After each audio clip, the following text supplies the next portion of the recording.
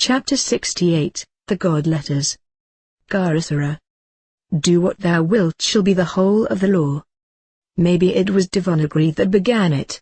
This sacred character, used rightly for Sanskrit alone, is supposed, so Alan Bennett told me, to be constructed on, can one call them ideographic ? Principles. The upright line is the soft palate, the horizontal the hard, and the line between them shows the position of the tongue when one pronounces the letter. He demonstrated this most elegantly for the letter T, ta in Sanskrit, but I was never able to follow this up with most of the other 55, isn't it? Letters. However, it did start me thinking, why? About the possibility of a direct relation between the sound of a letter and its meaning in some primitive manner of speech. So I used to alarm my fellow citizens, usually passengers on a liner, by spending most of my time repeating some unhappy letter over and over, while I looked into my mind to see if the sound suggested any particular idea. It was rather fun, you know, but it was most certainly one of the most delicate, subtle, and difficult experiments that I have ever undertaken. Bound to flop, obviously, from the word gun, if only because the same sounding word in different languages, sometimes even in the same exclamation mark, has often not merely diverse, but diametrically opposed meanings. Think of bog, or bug. The Russian word for God. I do think bogey comes from this, though. Think of the dam of a stream, and of a young thing, and dam. Think of all the different kinds of box and cock and rock. G. K. Chesterton must have made tens of thousands of pounds out of it. Think of let, meaning both to prevent and to allow. Think of check to a chess player, a banker, a draper, a waitress, a fox hunter and a Slovak.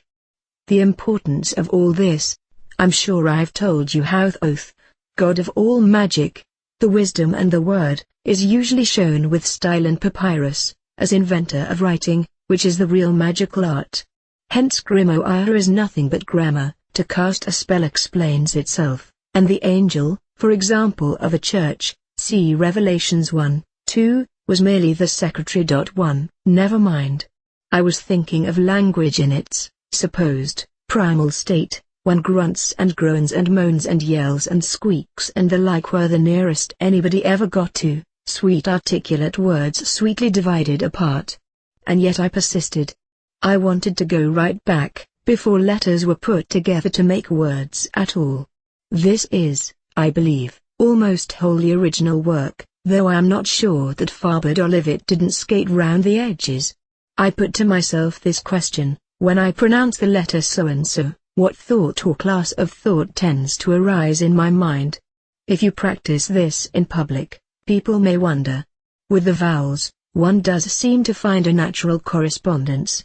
I wrote a ballet The Blind Prophet on these lines, long before it struck me to investigate on scientific lines.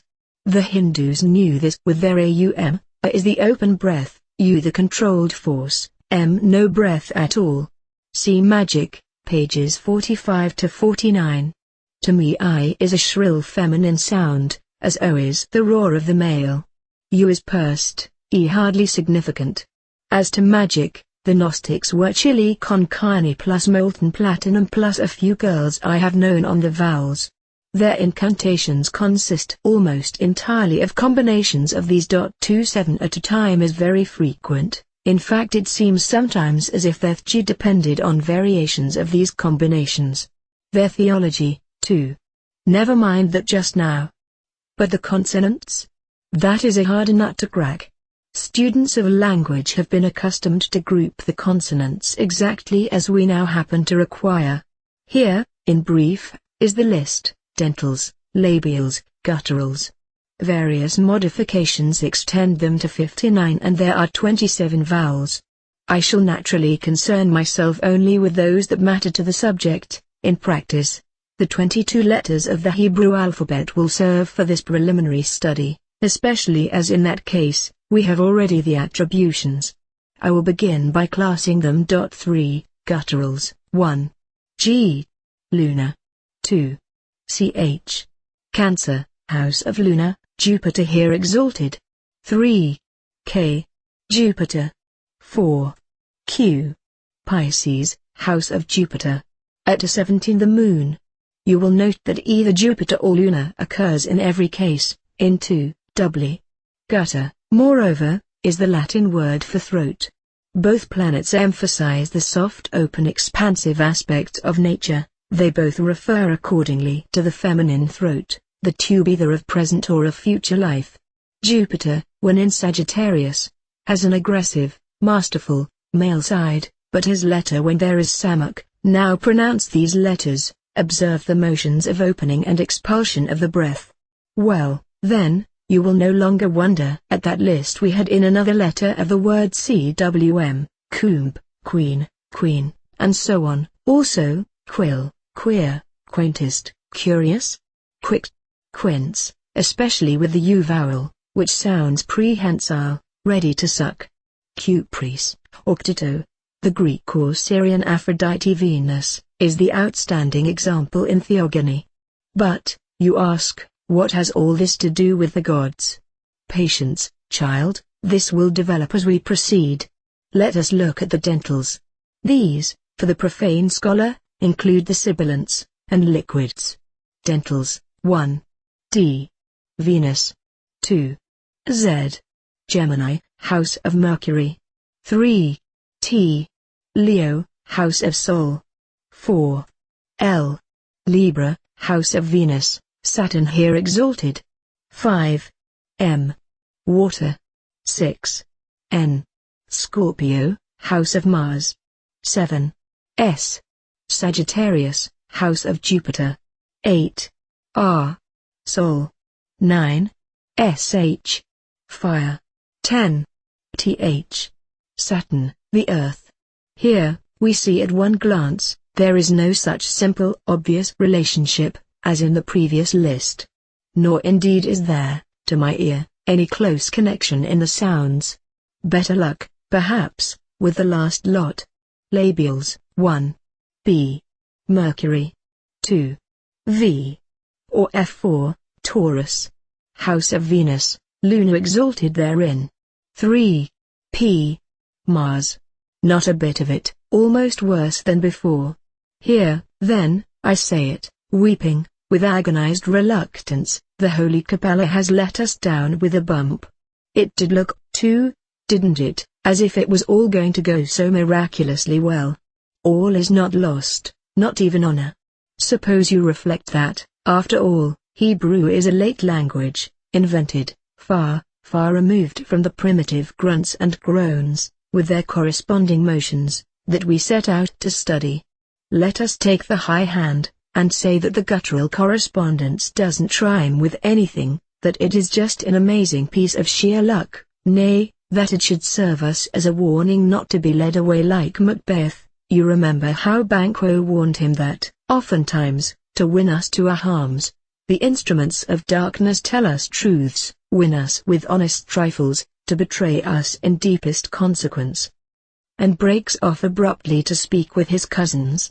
Never forget the abiding temptation of men of science, the hidden rocks on which so many have been wrecked, to generalize on insufficient data. May the gods keep us from that. I dread it more than all the other snags put together. With all due caution, therefore, let us attack our puzzle from the other end. Let us see what astral experiment tells us about the philology of it. Good. We'll call it D-Day and drop our paratroops. D is a sharp, sudden, forceful explosive sound, cut off smartly.